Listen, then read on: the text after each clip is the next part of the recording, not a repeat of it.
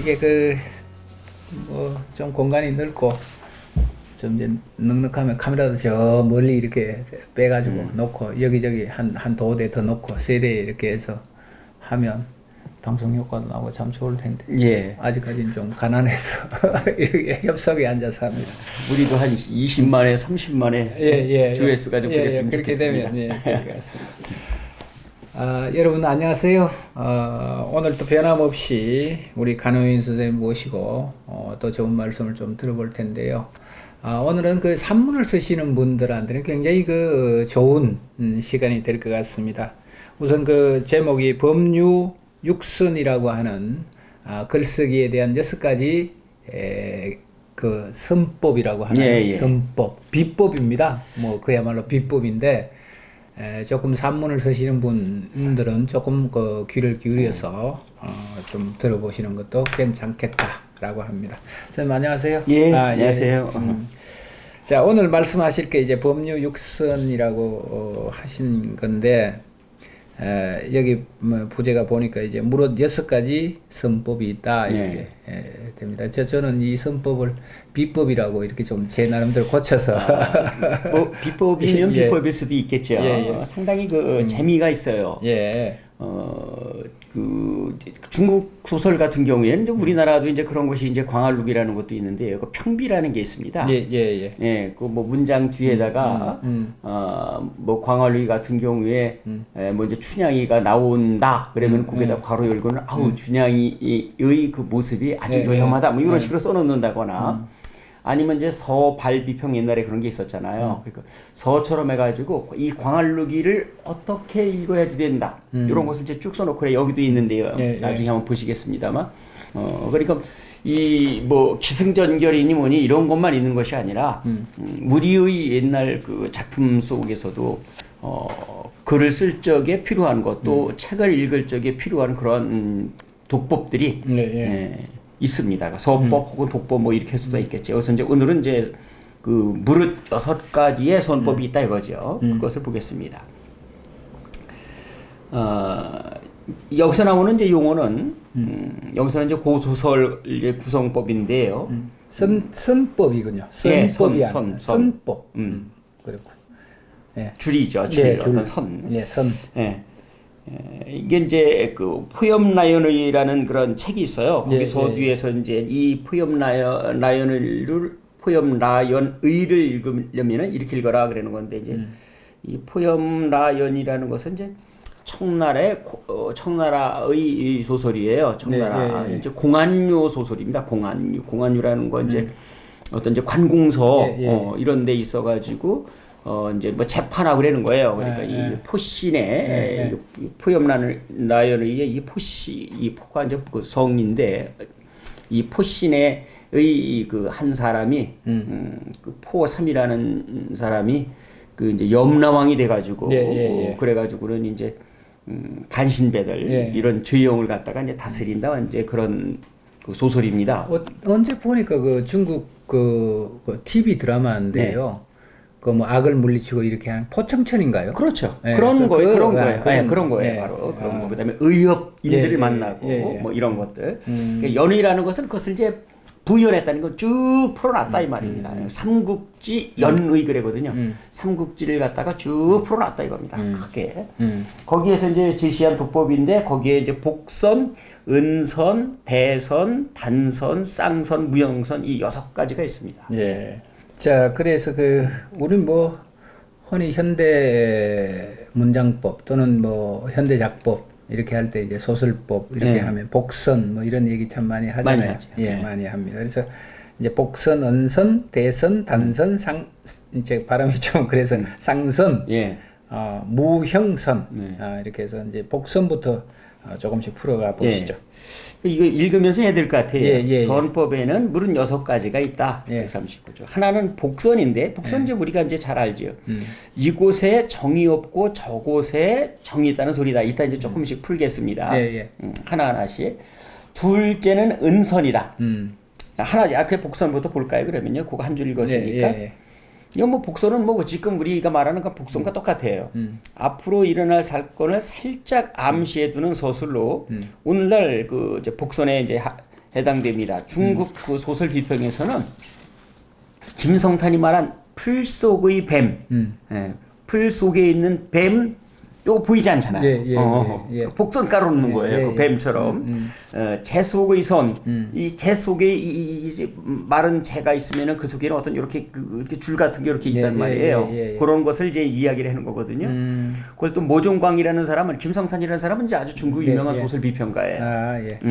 모종광이라는 사람은 이제 모종광은 이제 삼국지 연의 이거를 갖다가 이제 지은 사람인데, 그 삼국지 연의를 자기가 이제 지으면서 독법을 거기다 만들어놨는데 거기에 한 해 걸러서 씨를 뿌리는 거예요. 한 해 걸러서 씨, 그러니까 매년 씨를 뿌리는 것이 아니라 한 해 걸린다는 말이에요. 그러면 중간에 없어져 버렸으니까 언제 뿌렸는지를 모른단 말이에요.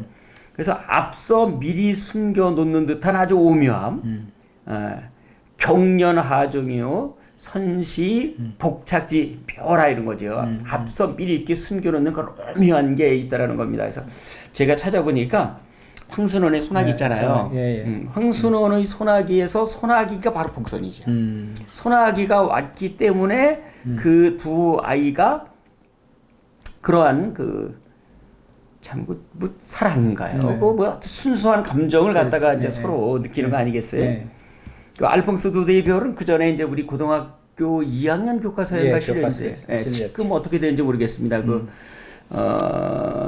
리브로 그 지방에 있는 어떤 목동과 스테파나트 아가씨 양치기죠. 그 양치기가 이제 매주 이제 뭐 먹을 거를 가지고 오는데 그날 스테파나트 아가씨가 가지고 왔단 말이에요. 근데 오는데 저기 소나기가 왔지 뭐예요. 거기서도. 그래 이제 물이 불어가지고 못 가서 그 스테파나트 아가씨와 하룻밤을 이제 지내는 거죠. 뭐 다 아시겠지만 그래서 하룻밤은 그냥 하늘에 있는 별 바라보고 손잡고 자고. 손은 안 잡았던데. 그리고 그렇게 깔아놓은 게 이제 그런 복선이죠. 복선. 우리도 이 얘기 좀 궤를 벗어나긴 하지만 옛날에 요즘 뭐 저기 영종도인가요? 여기 인천에 이제 다리가 나와져서 이제 뭐 오고 가는 길이 시간 제약을 받지 않습니다. 근데 옛날에는 배편이잖아요. 그럼 흔히 수법이 있잖아요. 남자들이 여행 가서 하는 수법이 배시간 끊어줬다. 배시간 끊어줬다. 복선 그 배시간. 그 복선입니다.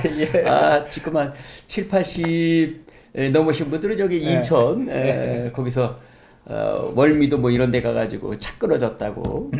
옛날에 뭐 12시 넘으면은 뭐 그렇게 됐잖아요. 통행금지 있을 적에. 통행금지 같은 게 일종의 복선이 되겠네요. 복선은 이곳엔 정이 없고 저곳에 정이 있다는 소리입니다. 그러니까 복선을 깐다라는 것이 그렇게 사실 이제 쉬운 것만은 아닌데요. 두 번째는 이제 은선입니다. 은선은 은밀한 거죠. 은선은 이곳과 저곳 사정과 형편은 비록 다르지만 도리어 그 기관은 서로가 좀 비슷합니다. 그러니까 숨어 있는 선이니까 하나는 전후 사정이나 형상은 서로가 다르지만 기능 면에서는 아주 비슷하다라는 건데 이제 박지원의 호질 같은 작품을 볼 수가 있습니다. 산중에서 봄과 창기가 먹을거리를 의논하는 장면과 복리자 방안 장면과 북각 선생이 똥똥에 빠지는 장면은 서로 판이한 사정과 형편이 있으나 안으로는 양반을 공격하는 숨겨진 은선이라는 거지요. 이 호질이라는 작품은 이제 호랑이가 꾸짖다 이런 뜻입니다. 양반을 꾸짖는 얘기. 그렇죠. 호랑이가 내가 좀 배가 고픈데 좀 먹을 거 없어? 그랬더니 옆에 있는 이제 창귀들이 뭐 각다기 같은 것들이죠. 아이고 참 좋은 게 있다고 아주 참 신선한 선비 고기가 있다. 그걸 좀 잡숴보시죠. 그래가지고 그게 누구냐 그랬더니 북각 선생이라는 거예요. 그 북각 선생을 갖다가 이제 잡아먹으러 갔는데 이 북각 선생이라는 사람은 책을 수천 권 쓴 사람이고 나라 안에서 내노라는 그런 이제 대유학자인데 이 양반이 어디가 있느냐 독리자 방 안에 가 있는 거예요. 근데 이 독리자는 또 어떤 여자냐? 이게 수절 과부예요. 수절 과부라 가지고 아주 이 정령원을 갖다가 여러 개를 받았습니다. 이 여자가. 그런데 이 여자가 아들이 5이에요. 아들이 5인데 그 아들 5이 전부 다 각성 바지에 속이 각기 다릅니다. 그러니 이 속이 다른 5 아들이 아니 우리 엄마가 얼마나 그 참 정려문을 받은 이런 연려신데 우리 어머니 방에서 저런 북각 선생 목소리가 난다는 건 저건 틀림없이 그 여우가 하는 짓일 거다. 저거 잡자. 그래가지고 쳐들어오니까 이 북각 선생이 창문을 넘어가지고 도망을 칩니다. 그래가지고 도망치다가 똥통에 빠져온 거야. 그 똥통에 빠졌다가 이렇게 나오는데 그 앞에 범이 있는 거야. 네. 야, 내가 너를 잡아먹으러 왔는데 너무 더러워서 그래서 내가 못 먹겠다. 결국은 여기서 이제 북학 선생 그 양반이라든지 어떤 연료 제도의 모순 이런 것을 음미하게 숨겨서 이제 그것을 갖다가 구성을 했다 이 말이죠. 그렇군요. 예. 자, 그다음에 세 번째는 이제 대선으로다가 이름과 형상이 같지가 않고 기관도 다르지만 이름과 형상이 사실은 다르죠. 예, 예. 제 이름은 간우인이지만 간우인과 제 모습이 어디가 그렇습니까? 근데 이름과 형상이 같지 않고 기관도 다르지만 뜻과 느낌은 이제 서로 비슷합니다. 뜻과 느낌은. 그래서 이제 이런 거는 언뜻 보면은 대립관계이거나 그 속에 동질성이 없는데 동질성이 있는 거예요. 예를 들면은 구운몽에서 성진과 양소윤은 성진은 저 위에 있는 사람이고 양소윤은 이 지상에서의 살아가는 사람이 양소윤인데 저 성진과 양소윤은 성진은 중이고 여기서 양소윤은 그 저기잖아요. 이제 그냥 그 이제 입신 출세를 하는 그런 사람인데 그런데 결국 같잖아요. 한 인물이라는 소리죠. 천상과 지상 활동도 전혀 다르지만 인격적으로는 동질성을 갖고 흥부와 놀부도 이제 일종의 대선 구성이란 말이에요. 흥부하고 놀부하고는 아주 대척점에 있는 것 같지만 사실은 흥부와 놀부라는 둘이 형제라는 그러한 것이 있다라는 것이죠. 동질성 갖는 인물이라는 겁니다. 선생님하고 저하고도 굉장히 가끔씩 여기서 논쟁을 벌이고 그러잖아요. 특히 순수문학을 보는 시각은 선생님하고 저하고 완전 다르지만은 같은 문학을 한다는 데서는 저희 뭐 선생님이나 저나 같다고 생각합니다. 또 선생님은 현대문학, 저는 고전문학. 대선인 것 같지만은 문학이라는 점에서 또 같은 것이고요. 그런 내용입니다. 자, 그다음에 네 번째인가요? 넷째는 단선으로다가 여기서는 이제 단선인데 점쟁이의 비신이라는 것은 변화가 일어나는 효예요. 그 위에 이제 써놨죠. 비신은 변화가 일어나는 효. 복신이라는 것은 변화가 일어나지 않는 효. 둘이 이제 어떤 상대적입니다. 그것은 변화가 일어난다는 것은 무슨 뜻일까요? 글쎄요. 뭐 신이 도래한다 뭐 이런 건가요? 만약에 이거를 지금 여기에 있는 게 있잖아요. 이거를 지금 끓여가지고 이거는 변화가 일어났잖아요. 그렇잖아요. 그렇죠? 이거를 집어넣는데 끓여가지고 이게 차로다가 변화가 일어나는 거죠. 이것은 어떤 유리라는 어떤 물질이 있었는데 이것을 이렇게 만들었으니까 이러한 일종의 이제 변화죠. 그런 것들. 비신, 복신과 같으니 단선이라는 건 아주 그 이제 하나란 말이에요. 하나인데 그런 것이 이렇게 변화를 일으킨다라는 것이고 하나가 세효가 안정되고 응효가 활동한다 그랬는데 세효라는 것은 자신을 보는 겁니다. 이게 주역에서 나오는 말이거든요. 근데 이제 어떠한 점치는 것에서의 주체, 점치는 것에서의 주체가 세효입니다. 그러니까 나라고 볼 수도 있고요. 점치는 사람이라고도 볼 수가 있고요. 그 다음에 응효는 그 상대방입니다. 내 앞에 있는 상대방. 지금 제가 말을 하면은 선생님이 응효고 제가 세효라고 생각하면 아주 뭐 맞는 겁니다. 그러니까. 하나는 안정이 되고 하나는 거기서 뭔가가 나온다라는 것입니다. 그것을 발동한다고 하는데 그것이 이제 단선이라는 거죠. 좀 더 이제 쉽게 풀어보면은 사건을 직선적으로 구성한다. 단선이니까 직선적으로 구성하는데 단일 구성 정도로 이해하면 되는 거예요. 단일 구성. 단선의 글구성이 단일해서 명확하다는 의미입니다. 예를 들어서 양반전은 양반전에서 양반을 갖다가 사고 파는 이야기입니다. 뭐 여러 가지 이야기가 있는 것 같지만 그것은 그냥 하나예요. 그냥 양반을 사고 파는 이야기. 거기에서 무슨 그 양반이 뭐 돈을 어디서 꿨느니 뭐 이런 거 하느니 그것을 갖다가 또 사는 어떤 부자가 있는데 뭐 이런 것을 거기에다가 또 양반 뭐 도장을 찍어주고 이거는 뭐 어찌됐건 전부 다 양반이라는 그런 네. 양반을 사고 판다는 그런 단일 구성으로다가 되어 있다라는 겁니다. 그러니까 그렇군요.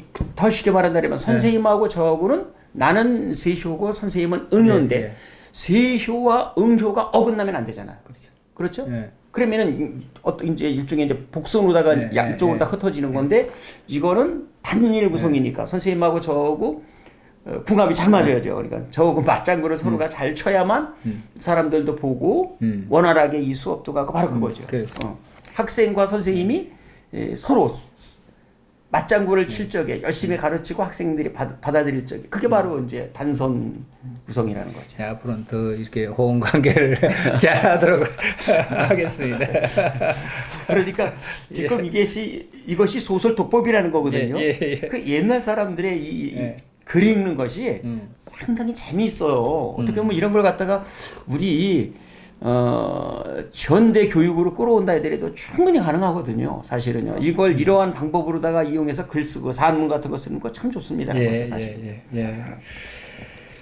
자, 이제 그 다섯째가 다섯 번째는요. 이것은 이제 쌍손으로다가 세효가 아까 이제 세효는 나왔죠. 세효가 발동을 하고 이번에는 세효가 발동하고 응효는 안정되는 것과 같다. 넘어가겠습니다. 쌍선은 단선과는 반대로 구성의 이중선이다. 두 개가 한단 말이죠. 쌍으로다가. 그러니까 이중적 구성으로. 그렇죠. 네, 이중 구성 내지 이제 복합 구성으로다가 이제 이해하면 되는 겁니다. 군담 소설에는 굉장히 많은 인물이 나와요. 그렇습니다. 대장편 저기 뭐 김남천의 뭐더라 무슨 작품이더라 대하인가 뭐 최만식의 태평천하 이런 거 이제 대하 장편 소설 뭐 그런 식으로다가 이제 이야기를 하는데 김남천의 금강인가 모르겠습니다. 지금 제가 기억이 나지 않는데 김남천 선생이 하던 저 장편 소설이 있는데 염상섭의 3대라든지 그런데 이 우리 저기 작품 중에서는 그거보다 더한 대장편 소설도 굉장히 많습니다. 삼한수비 같은 거는 한문 소설인데도 굉장히 그 1부, 2부, 3부가 있는 아주 장편이죠. 명주 보월병 이런 거는 뭐 몇백 책이나 됩니다. 몇백 책. 완월 회맹엔 뭐 이런 것들은 엄청나죠. 그냥 몇백 책. 찾아보시는군요. 그거 좀 찾아보려고. 그거 한번 찾아서. 김남천 선생님이 작품 뭐가 있는지 한번. 그 부득부득 그런 건 좀 찾아서 좀 올려주시죠. 인물들은 개성이 있고 생활 감정은 복잡하다. 요즘에 참 이게 말이 좀 제가 이거에다 좀 딴 그 말씀을 하시니까 요즘에 이제 동영상 강의를 하잖아요. 혼자 하다 보니까 쑥스럽죠. 거기서 이제 얘기가 와신 상담이 나오는데 이게 와신 상담할 적에 이게 오왕 합녀, 오왕 부처, 월왕 부처의 관계가 이게 명확하게 드러나지 않는 거예요. 그러니까 도리가 없죠. 이렇게 쭉 하면 잠깐만. 김남천 선집, 장날, 맥, 향민. 야, 이게 저거 예스24에서 찾으면 훨씬 나은. 한번 제가 찾아볼까요? 한번 찾아보죠.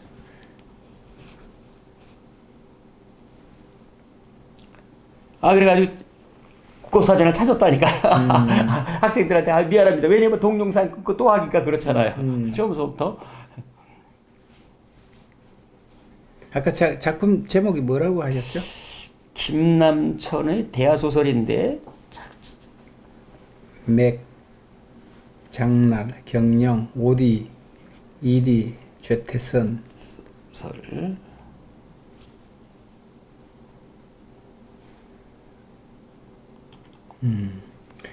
하여튼 우리가 좀 찾아서 한번 올려볼게요.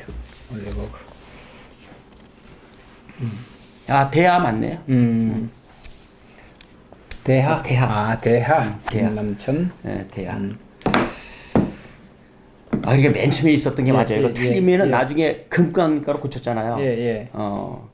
이 시험을 볼 적에 예. 나중에 그거 종 끝나기 전에 이거 고치면은 영락없이 틀려. 틀리고. 맨 처음에 그래도 그게 맞는 거예요. 맞습니다. 뭐든지 그런 것 같아요. 맞아요. 뭐든지.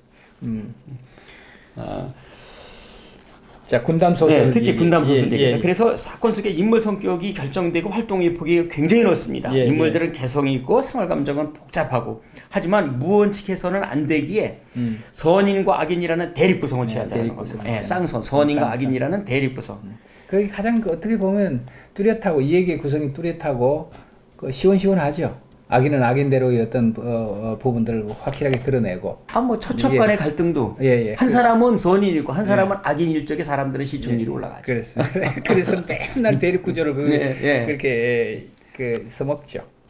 저도 이렇게 글 쓸 줄 알아요. 근데 이렇게 글 쓴다라는 게 악인을 설정해가지고 악인답게 악인을 만든다는 거 굉장히 무서운다는 생각이 들어요. 왜 시청률을 끌기 위해서 요리조리 하는 그런 작가들 있잖아요. 저는 그분들 속내가 엄청 무섭다는 생각이 들어요. 그게 이제 은연중에 우리가 그 드라마를 시청하거나 뭐 이렇게 한다고 재미로 그걸 한다고 하더라도 그 영향을 받죠. 무의식적인 어떤 세계에서는 늘 매사를 바라보는 것은 선과 악이라고 하는 이분법적 구도로 늘 구분을 해서 적과 내 편으로 이렇게 갈르는 그렇죠. 그런 것들 세태를 조장할 수 있는 아주 위험한 글쓰기에 한 그렇죠. 위험한 글쓰기죠. 선악의 대립 구성을 취하면 취할수록 사실은 시청률은 올라가거든요. 사람들은 또 시원하고요. 그런 부분들에 그래가지고 선인이 꼭 이기게 하고. 이게 뭐 전형적인 이제 할리우드 영화가 인기를 끄는 이유가 거기 있죠. 전형적인 할리우드 영화. 잔인하죠. 어떻게 보면은요. 그렇죠? 인디언은 무조건 악인이어야 되고 존 웨이는 총알을 1000발을 맞아도 그 사람은 안 죽어요. 그러니까 우리나라에서 이제 영화 얘기 조금 가면 제가 가끔씩 영화를 이렇게 보는데요. 저도 역시 그게 중독이 됐나 봐요. 그 조폭 영화다. 이렇게 보면 선과 악의 대립구도가 확실한 거잖아요. 그거는. 그러니까 뭐 관객이 뭐 500만 원 들었느니 600만 원 들었느니 이렇게 얘기를 해요. 그럼 그런 걸 이렇게 들여다보고 있으면 시원하긴 하죠.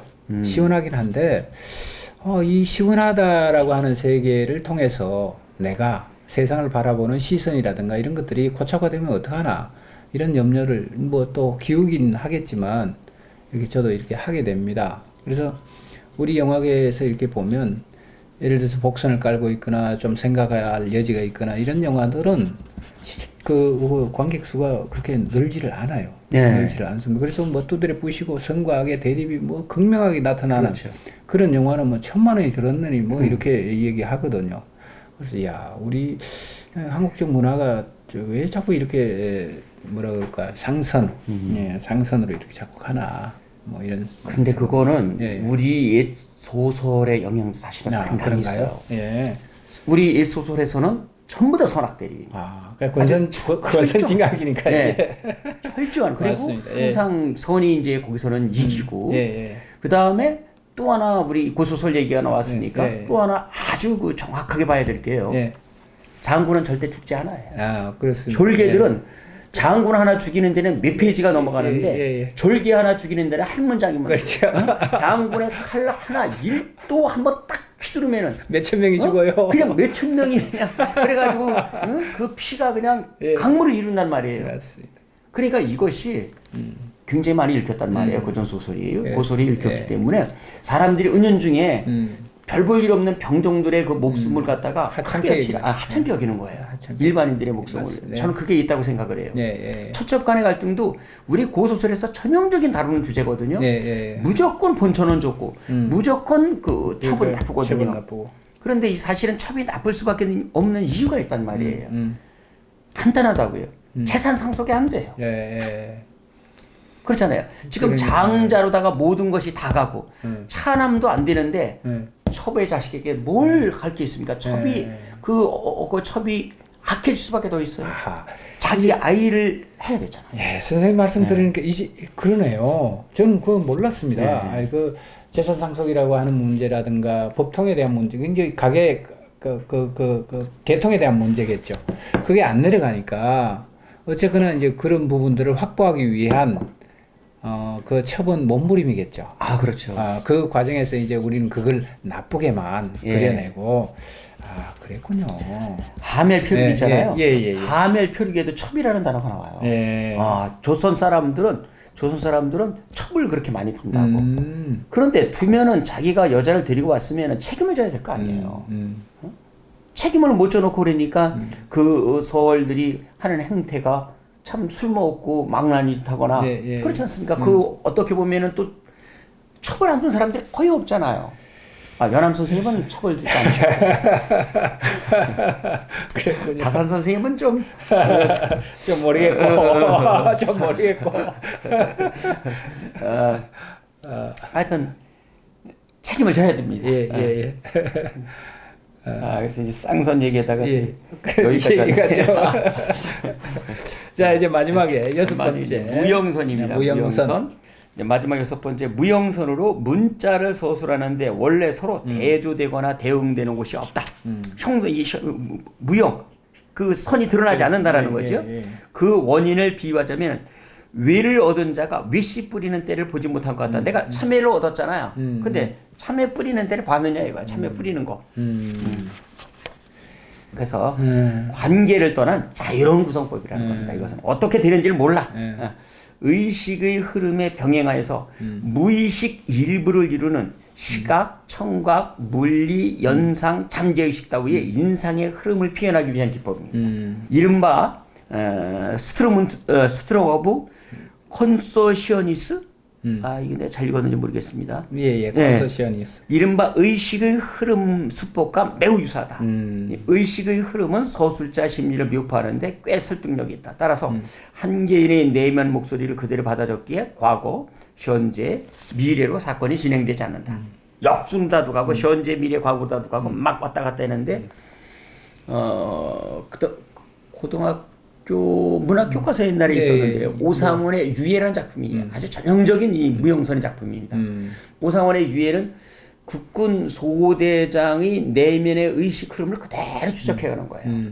그 유해라는 것은 이제 한 시간의 죽음을 유해가 됐습니다. 국군 소대장이 이제 대원들을 잃고 남하를 하다가 우리 이제 남쪽 군인이 잡혀가지고 적군에게 총살을 당하는 그것을 봅니다. 그래놓고는 그 병사를 쏘는 이제 인민군들을 쏘는 거죠. 인민군들을 갖다가 총으로다가 쏴가지고 그러니까 당연히 잡혔죠. 이 사람이 잡혀가지고 이제 재판을 받고 결국은 이제 죽는데 1시간이 유예가 됐어요. 그래서 그동안에 1시간 동안의 유예 기간 동안에 자기의 이제 그 생각이 나는 대로 적어놓은 거예요.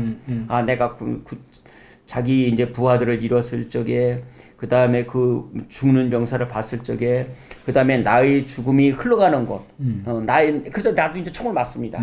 그래가지고 1시간 뒤에 총을 맞으면서 자기가 죽어가는 그 모습을 자기가 이렇게 서술을 해요. 그러니까 이게 막 뒤죽박죽 갔다 갔다 되는 거죠. 자동기술법이라고도 하고요. 이게 이제 어떻게 보면 이제 현대문학의 한 그 유형인데, 그 의식의 흐름이라든가 이런 것들이 이제 시에서 많은 부분들이 이게 이런 세계가 이제 드러나고 있죠.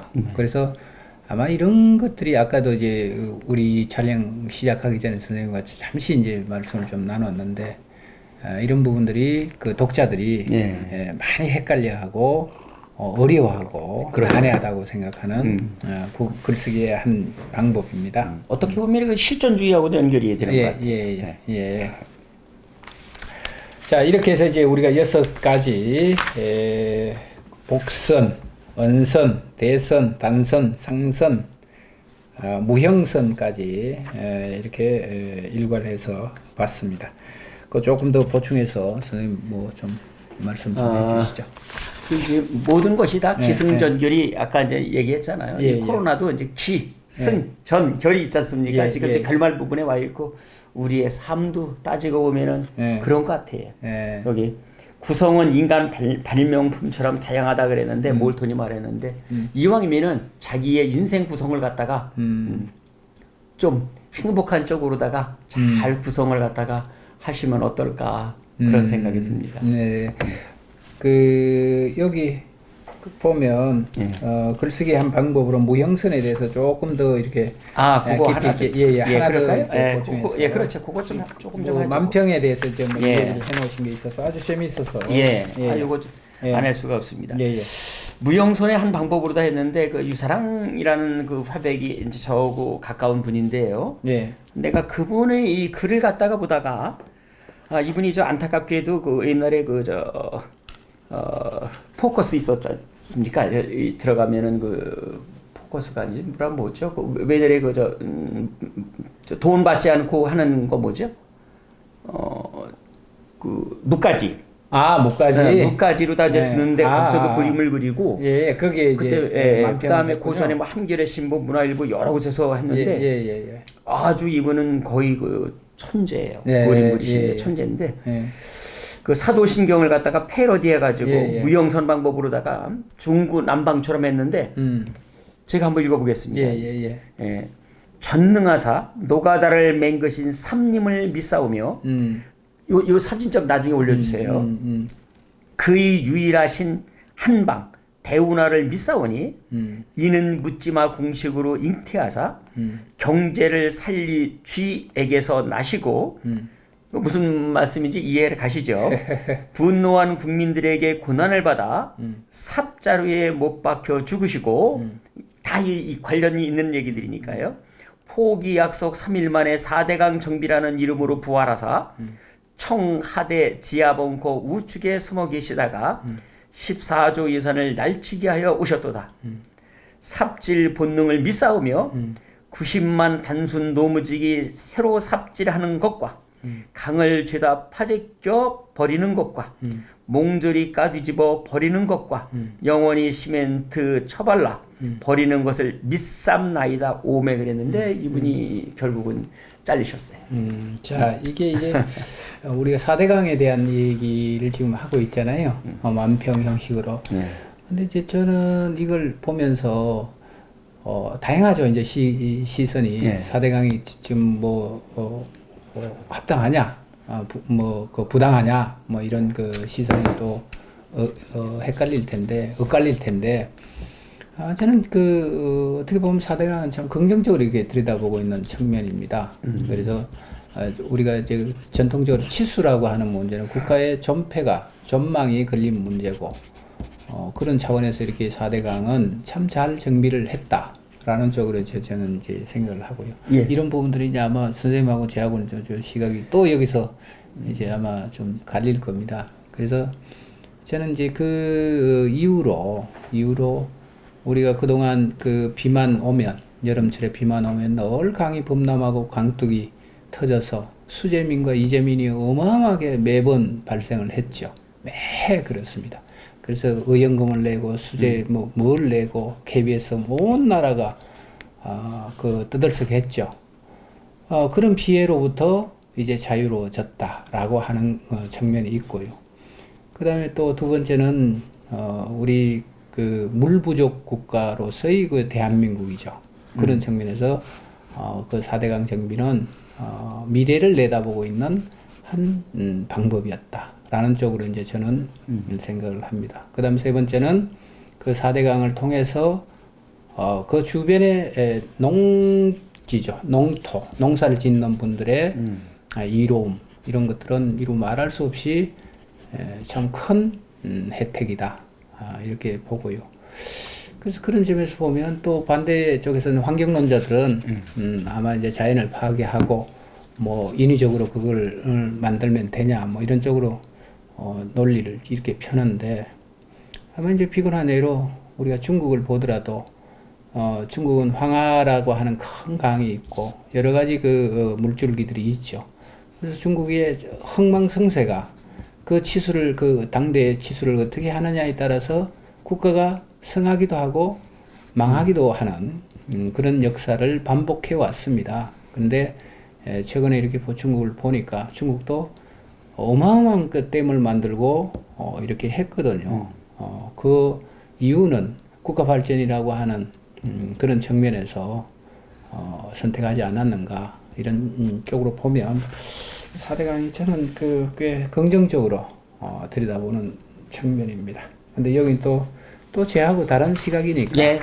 이런 부분이 다른 시각이니까 충분히 이제 다른 시각을 갖고 계시는 분들도 이런 글도 있구나, 또 이렇게 또 비판하는구나 라고 하는 쪽으로 좀 이해를 해 주셨으면 좋겠습니다. 여기 대해서 선생님. 예. 저는 뭐 거기 크게 잘 알지는 못해가지고. 그래서 이런 것들이 물론 이제 이 방송이 어떻게 이제 편집이 돼서 나갈지는 모르겠지만 또 이제 이런 게 또 논란의 빌미가 될 수 있습니다. 이 자식이 뭐 사대강 네가 얼마나 전문가라고 그렇게 긍정적으로 생각하냐 뭐 이렇게 얘기할 수 있는 분들이 계실 텐데 모든 세상 만사는 모든 다양성이라고 하는 부분들을 내포하고 있습니다. 그래서 저는 또 제 나름대로 바라보고 있는 세상에 대한 시선이니까 너무 곡해하지 마시고 좀 이렇게 포용하는 측면에서 얘기를 들어주셨으면 좋겠습니다.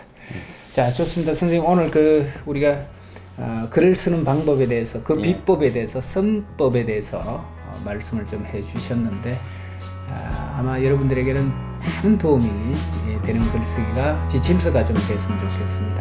자, 다음 시간에 다시 뵙도록 하겠습니다. 선생님 고생하셨습니다. 예.